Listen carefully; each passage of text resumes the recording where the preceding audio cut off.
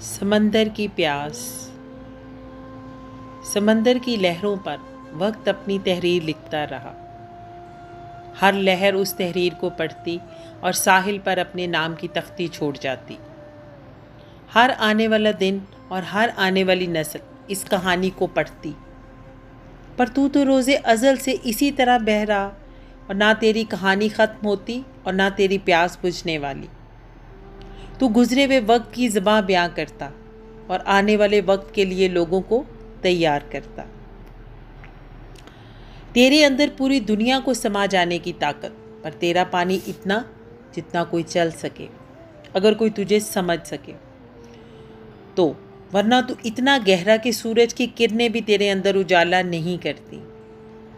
कोई नहीं जानता बनाने वाले ने तेरे अंदर क्या राज रखा। तू हदे निगाह तक अपनी वसतों में किसी का हमराज नहीं। ए आदमी ज़ात, देख इस खुदा की कुदरत जिसने इसको इतनी वसत दी, फिर भी बाइख्तियार नहीं किया। हर लहर किनारे से जाकर लौट आती और किसी की प्यास बुझाने के काबिल नहीं।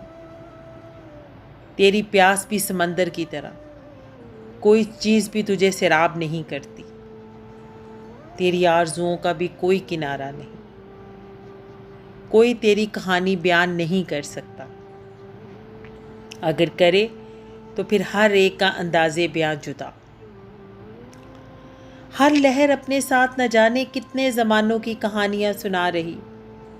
ये शोर इसके अंदर का, इसकी हलचल, इसका अपना इज़्तिराब। वो हर कहानी को साहिल पर छोड़कर किसी और की तलाश में वापस अपने महवर में खो जाती, और कभी भंवर में ही फंस जाती और सोचती इसका अंजाम क्या, इसको ठिकाना नसीब होगा भी या नहीं, या अंजाम ही भंवर। बस चल रहे हैं सब के सब नामालूम मंजिलों के राही, सबको लौट कर जाना अपने असल की तरफ, पर फंसा रहे हैं खुद को भंवर में और गाफिल अपने ठिकाने से।